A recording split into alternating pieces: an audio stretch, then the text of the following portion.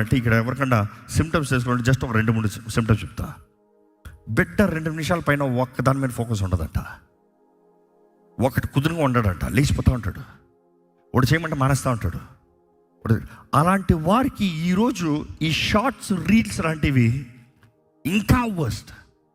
మారిపోతూ ఉంటాయి చూడండి, చేతి మారిపోతూ ఉండదు. కొంతమంది చూడండి చేతిలో టీవీ రిమోట్ పెడితే మార్చేస్తూనే ఉంటారు, ఓరక టీవీ రిమోట్ అక్కడ పెట్టలేరు. Tick tick tick tick.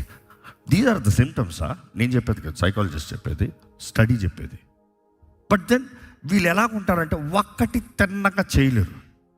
ఒక డ్రాయింగ్ చేయమను ఓపికగా చేయలేరు, కలరింగ్ చేయమను.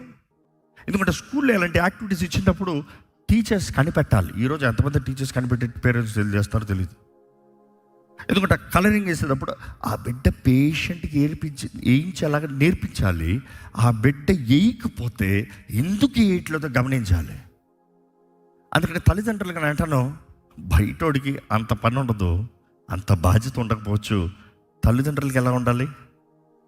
నా బిడ్డ ఎలాంటోడు, నా బిడ్డలో ఏ బలహీనత ఉంది, నా బిడ్డలో ఏ లోపం ఉంది, నా బిడ్డని ఎలాగ మంచోడిగా పెంచవచ్చు, గనుడిగా పెంచవచ్చు. You have to understand, study.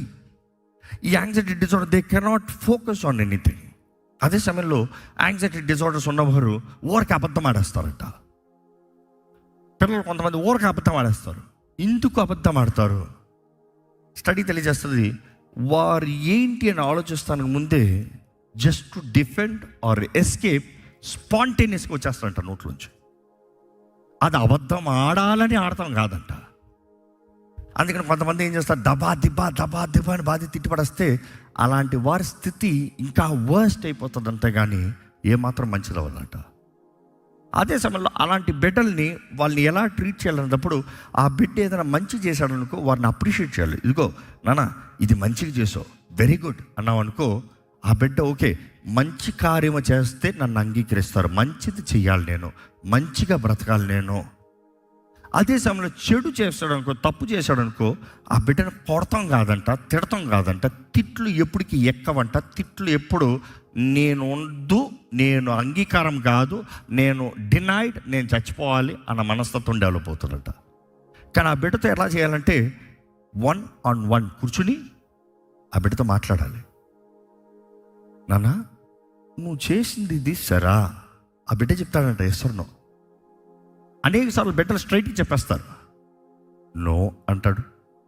అన్న తర్వాత ఎందుకు ఇలా చేసావు అంటానికి ముందు ఇది చేస్తే పరిణామాలు ఏంటి, ఎందుకంటే వారు ఆలోచించలేకపోతున్నారు. Highlight the consequence.